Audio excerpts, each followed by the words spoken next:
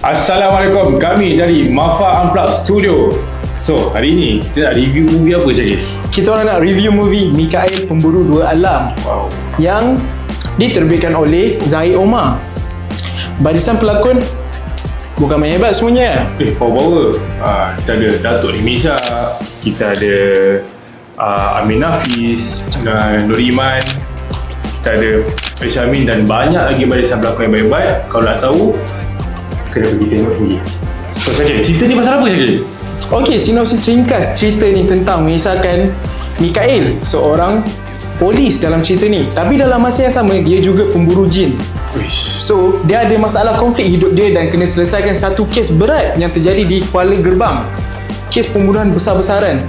Dan kalau korang nak tahu apa yang berlaku masa di Kuala Gerbang tu, korang kena tengok sendiri. Sebab cerita ni padat, penuh dengan action, cerita, feelings, semua sampai. So ni kita orang tak boleh nak cakap banyak sangat, sayang. Sebab kalau kita orang cakap nanti potong mood. So korang kena tengok sendiri cerita ni macam mana. Tapi big shout out to Akak Norin kita lah, Kere. Sebab kita kenal lah Kak Norin kita kat TikTok macam mana pula kelakor. So dia bawa perangai dia masuk dalam movie ni. Good job Kak Norin.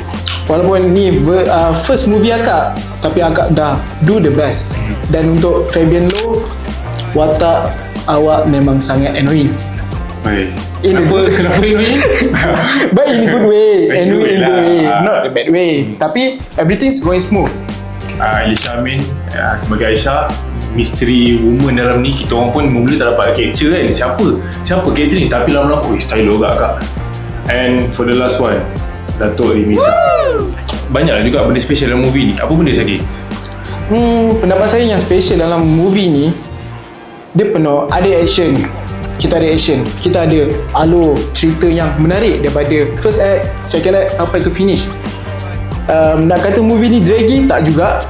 Movie ni fast pace, but almost to finish tu agak draggy lah. But to script writer, movie ni sangat kreatif. Betul tak? Betul. Sebab korang kena tengok sendiri dan tak terfikirlah macam mana ni. Oh, kita terlupa Amin Nafis. Kalau kita dapat tengok Amin Hafiz sebagai boy di Malaikat Malam, mak rempit anak orang kaya. So kita dapat tengok Amin Hafiz menjadi ketua setan, Ketua Jin. Dia punya jahatnya tu mula kita pun tak dapat tangkap. Itu dia. So lama-lama tu sekian-sekian betul lah dia. Shout out tu DOP untuk movie ni. Shot-shot sangat ngam, cantik. Dapat that vibe supernatural tu. CGI walaupun agak low sikit tapi good job, berani bawa ke layar perak untuk movie tempatan kita. Rating yang kita orang berikan dalam movie ni berbeza antara dia dan saya. Saya memberi 7.5 daripada 10. Everything was good dalam movie ni, tapi ada certain scene, not semua scene ada certain scene lakonan yang dilontarkan tu tak berapa kena dan audience tak dapat tangkap benda tu. Pendapat saya sendiri. But everything dalam fighting, dalam everything semua sangat okey. Movie ni layak tengok dan hujungnya ada cliffhanger. Maybe, kemungkinan kita akan berjumpa dengan Mikail yang kedua. Kemungkinan. Sebab hujungnya ada cliffhanger sikit. So untuk movie Mikail Pemburu Dua Alam, saya bagi rating sebanyak 8/10. Kenapa 8/10? Pertama sekali dia punya confirm lah, genre yang dia bawakan ni tak klise sangat. Saya suka. Dia ada vibe-vibe John Wick pun ada. Kalau you guys tahu anime saya ada juga macam tu, ada level-level, jin dan level, smart tu.